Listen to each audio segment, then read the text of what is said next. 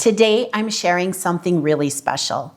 As I was going through Grandma Winnie's recipes, I came across this little handwritten recipe. Across the top, she had written 2 phrases. My favorite, and right beside that, easy. Well, if these were Grandma Winnie's favorite pickles, I knew I had to make them. But today's video isn't just about this family recipe. I also want to show you that canning doesn't have to be an overwhelming all-day project. When most people think about canning, they picture huge pots of boiling water, dozens of jars spread across the kitchen, and spending the entire weekend preserving food. While there's certainly a place for that, it doesn't have to be that way.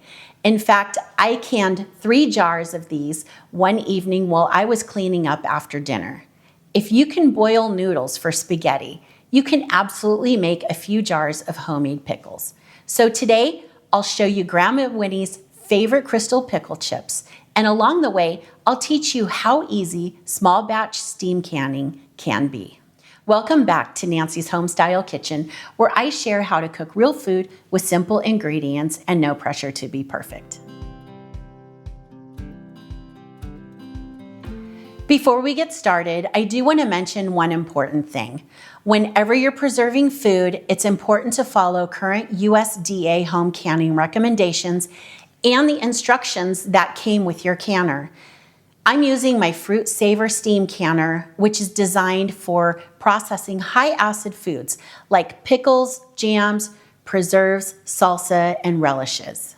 Low-acid foods like vegetables, meats, and soups require pressure canning because they need higher temperatures to safely destroy harmful bacteria. Whether you're brand new to canning or you've been doing it for years, I always recommend keeping a trusted resource on hand like the Ball Complete Book of Home Preserving.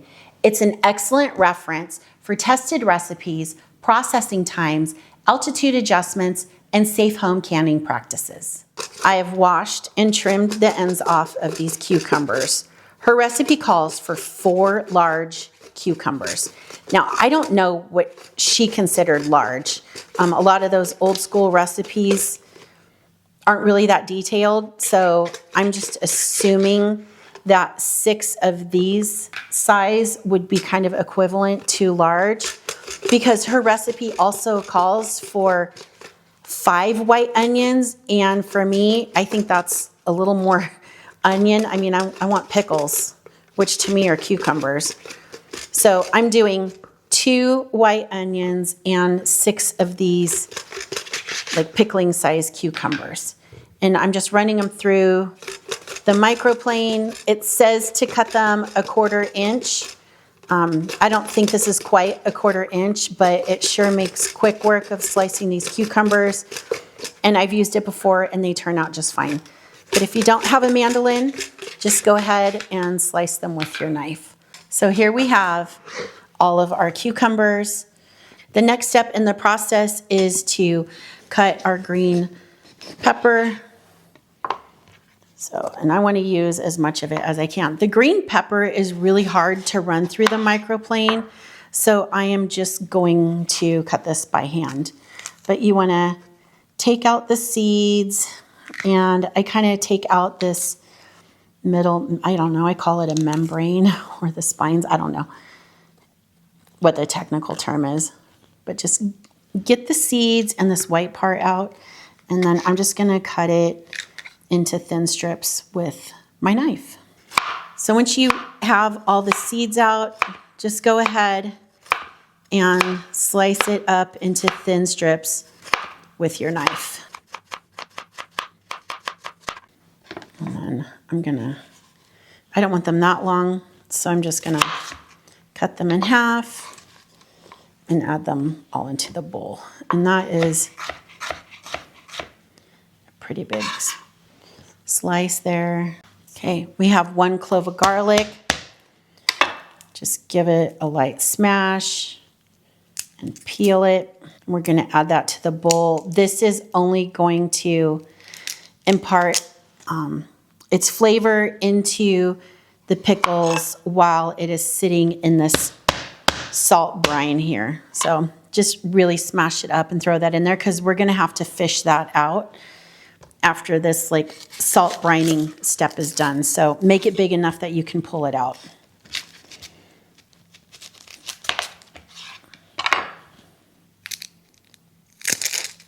So let's peel our onion.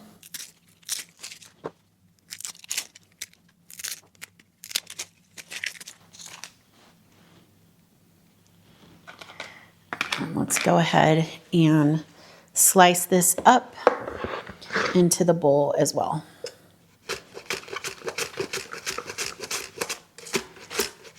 Here you can see that I cut each of the onions in half, peeled them, and I just ran them through the mandolin. I think I called it a microplane earlier. The mandolin, just like I did with the cucumbers. So just do that. So now we have the garlic, our onions, the bell peppers, and the cucumbers all in one bowl. Just reach in, give it a quick toss. And then I have a 1/4 cup of kosher salt. I'm gonna sprinkle this over all the vegetables. Toss it again, and then we are just gonna let this sit covered for 2 hours, and that's going to help soften and kind of start a brining process on all of the cucumbers and onions. Oops, there's a big piece. I'll cut that up here in a minute. So yeah, we're just gonna let this sit for 2 hours. The next thing we need to do is prepare the liquid. So I'm gonna turn my burner on high, and we need 1.5 cups of distilled white vinegar. Now with the vinegar, you want to make sure that it's 5% acidity. That's super important. So to the 1.5 cups of vinegar, we're going to add 3.5 cups of sugar. So these crystal pickle chips are basically bread and butter pickles. And if you've had bread and butter pickles, you know they are sweet. And these kind of have a sweet oniony flavor that I really, really like. And we'll whisk that up. It's cloudy right now, but as soon as the sugar dissolves and it comes up to heat, it will totally clear up.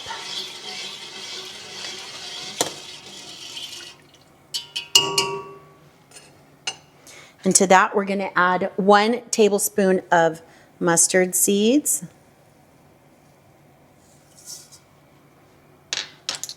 And a teaspoon each of celery seed and ground turmeric. And this gives it a lot of nice color. Just make sure you get everything incorporated. I have my cucumbers, onions, and bell peppers draining in a colander. I got them all rinsed off, and they're draining over at the sink, because as soon as this comes up, we're going to add all the vegetables to this. And while this is heating up, I have my 4-pint mason jars back here, and I'm going to fill them with the hottest tap water that I have. So that way they can come up to more of a warm temperature. So while we're putting the hot liquid into the jars, we're not incorporating hot liquid into cold jars. So I'm gonna go over to the sink and get these filled up. Okay, so those are filled with hot water. Our pickling liquid is coming up to a boil. Now once you try this and you get it down, you're going to be able to make dill pickles or sweet pickles, relish, salsa, jams, all kinds of things. So it's really fun to learn one recipe, and then it just opens up so many different options for you. Here are all the cucumbers and the onions. Remove the piece of garlic, and we're going to add all of the cucumbers, bell peppers, and onions to the pickling liquid.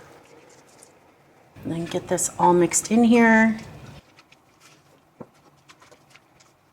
While the vegetables are coming up to a boil, let's talk about the jars. So because these pickles are processed for at least 10 minutes, our jars don't need to be pre-sterilized, but they do need to be thoroughly cleaned and inspected for any chips or cracks. As you can see, I'm using the pint-sized mason jars today because they're the perfect size for this recipe. I also prefer to use the wide mouth mason jars as opposed to the standard size.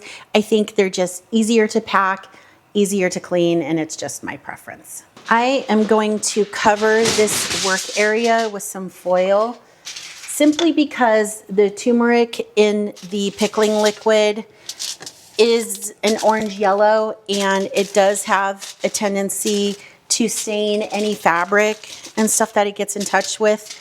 So I'm just putting this here just for the packing portion, so that way if anything drips, it's on this foil and I can just toss it. Okay, we are ready. So I'm going to turn this off. I'm going to dump out the hot water from the jars. They're nice and hot. And I have this funnel. I'm not sponsored. I don't have an affiliate link or anything, but I'm telling you, this funnel is the best if you're filling jars. It's by Progressive. I got it on Amazon, and I like that. It just fits right over. It fits snugly around, and it is perfect. So I'm going to start by packing 3 jars. When I made this a couple weeks ago, I had more than 3 jars, and that one, I'll tell you what I did with it later.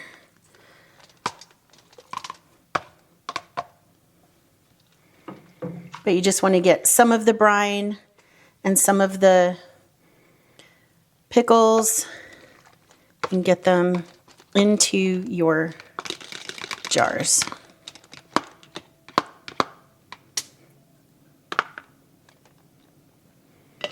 Now we're going to need a 1/2 inch headspace at the top. So let's push these down. We don't want to pack them tight, but there definitely was like a lot of room.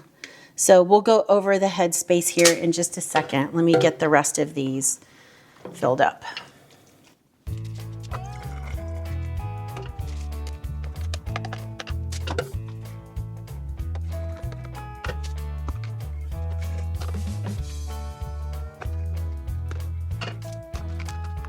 Okay, let's see where we're at as far as the pickles are concerned.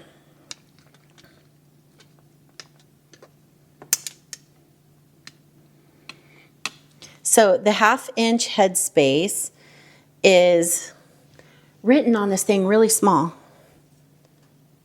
It is right here.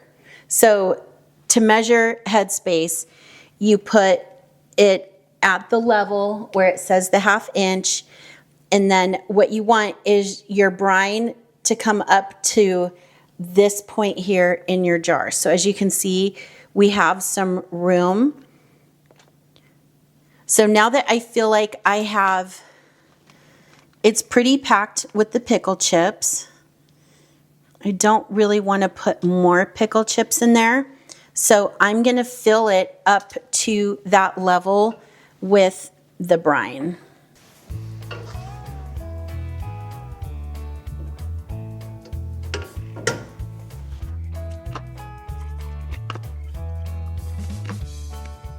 And then this is a very important step. You want to debubble. So essentially what you're doing is you're taking the end of this stick, which I think they actually call a debubbler, and you're running it down the sides and pulling the contents of the jar to the center, because you don't want any air bubbles trapped in there. And then if we measure it again, it comes right up to that level. So this jar is good. If you have too much of the pickling liquid in there, just get a little spoon, take some off. Once you do it a few times, you really get the hang of it. So let's test. That one is right there as well.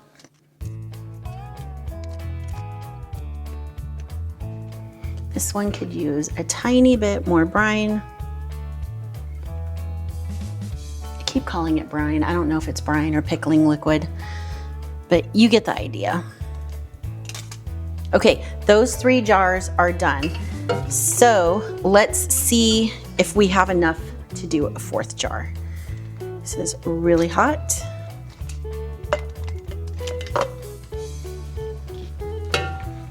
Because as you can see, I do have quite a bit. We may have enough to do 4 complete jars. Yeah.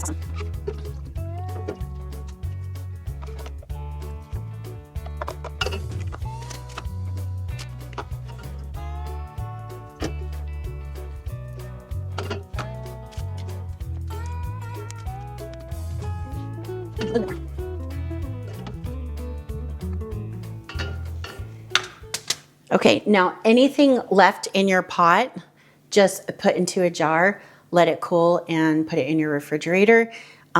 Those are refrigerator pickles, and they are just as delicious. But these are good for long-term storage if you want to take and give them as gifts. And canning is just so much fun. So clean paper towel, I'm just going to put some vinegar on there, and I want to wipe the rim of each jar to get any of this stickiness off. I'm just going to do each one because we want it clean so we could get a good seal. So regarding the headspace, that simply means the space between the top of the food and the rim of the jar. So leaving the proper headspace helps the jar seal correctly during processing. So let's do a quick review. The jars are packed, and then when it comes to headspace, it simply means the space between the top of the food and the rim of the jar. So leaving the proper amount helps the jar seal correctly during the process. So once they're filled, you want to go in with your bubble remover to release any trapped air pockets. And then check the headspace one more time. You saw that I did that. Add a little more brine if needed. Then wipe each rim with a paper towel dipped in vinegar. That removes any sticky residue so the lids can form a good seal. So now the lids can go on finger tight. So I have a brand new lid, and this is considered a ring. So you just want to set it on there, and this is what they call finger tight. Just spin it and then hold it and just give it a turn. You're not cranking down on them as hard as you can. You're just tightening them until you feel resistance.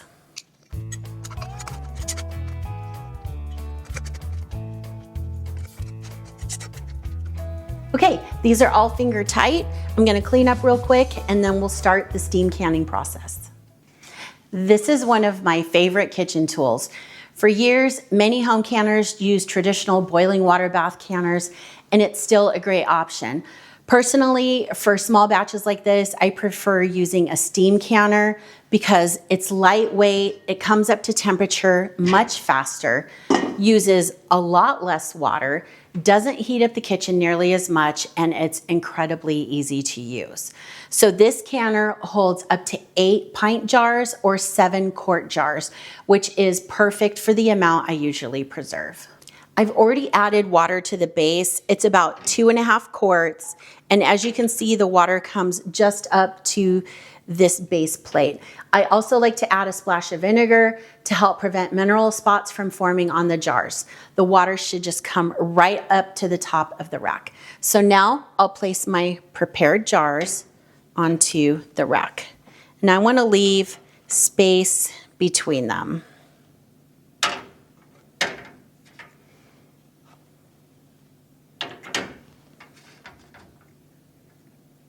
Now that I have the jars placed on here, we can start the processing. But I do want to go over the feature on this canner that I really appreciate, which is the built-in temperature indicator right here on the knob. So instead of guessing when to start the timer, the indicator tells you when the steam inside has reached the proper processing temperature for your elevation. Since I live between 1,000 and 3,000 feet above sea level, I'll process these pickles for an additional 5 minutes according to the current altitude recommendations. Be sure to check a current altitude adjustment chart for your own elevation before canning. And once the indicator reaches the green zone for my altitude, that's when I start my processing timer. So I'm gonna put the lid on, and there is a little hole in the back. You want that away from you. And I'm just gonna turn this on and bring it up to a boil. As you can see, it's come up to a boil. I'm in my zone, so I went ahead and started my timer for 15 minutes. Normally this recipe is 10 minutes for lower elevations, but because I'm above 1,000 feet sea level, I have to add an additional 5 minutes. So I'm making sure I'm gonna sit here and watch it and make sure that indicator stays in my green zone. As you can see, the lid is kind of lifting a little bit and it's sputtering. So I'm gonna slowly just reduce the temperature on my stove just to kind of help maintain that. But the key is making sure that that indicator stays in your zone for the entire processing time. Once my processing time is up, all I'm gonna do is turn off the burner and I'm gonna let it set undisturbed for 5 minutes. And then I'll take the lid off and move the completed jars over to my hot pad on the cutting board, and we'll talk more about the rest of the process over there. Now we're going to carefully remove the jars. I'm gonna tilt the lid away from me so that excess steam does not come my way. And I have a jar lifter, which you could get with canning supplies. And I gently want to grab each jar. There's rubber on the bottom, so don't worry, it's gonna hold it, but you don't wanna squeeze the jar really hard, and just transfer them over to a towel, or this is kind of a large hot pad. Now that we've carefully lifted all the jars straight up and placed them onto this hot pad, we're gonna let them rest. At this point, resist the temptation to tighten the bands and do not press on the lids. Like, don't even slightly touch them. Just leave them alone and let them cool naturally for about 12 to 24 hours. As they cool, you'll hopefully start hearing one of the most satisfying things in canning, that little ping as each jar seals. And when your jar seals, you will notice the top of your lid will have an indentation. So I don't know if you can see this, but there is a little indentation here on the top of the lid. If I push it, it doesn't go up and down. That's because this jar sealed. Right now, every single one of these, if I kind of get down at an angle, I can see that there is a slight dome, whereas this one, I can see a slight indentation. Sometimes that ping happens right off the bat. Sometimes it takes a couple hours, but once you hear it, you're gonna start counting how many times you hear it, and it is like music to your ears because you know your jars have sealed. And here's the best part. You don't have to can these if you don't want to. These also make wonderful refrigerator pickles. Simply let the jars cool to room temperature once you've packed them, refrigerate them, and after a few days, they'll be ready to enjoy. So whether you're interested in learning to preserve food or you're just looking for a delicious homemade pickle, this recipe works beautifully both ways. I hope today's video gave you the confidence to try something new. Maybe you've always wanted to learn how to can, but weren't sure where to start. If that's you, I hope Grandma Winnie's favorite pickle recipe showed you that it really doesn't have to be complicated.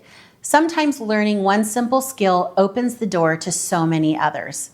If you enjoyed today's video, I'd love to know in the comments. Have you ever canned before, or would these be your very first jars? As always, the recipe will be listed in the description box, along with resource links, equipment, etc. If you found this recipe helpful, don't forget to like this video and subscribe so you don't miss future recipes and simple kitchen skills. Thank you so much for spending time with me today, and I'll be back next week with another recipe from my kitchen.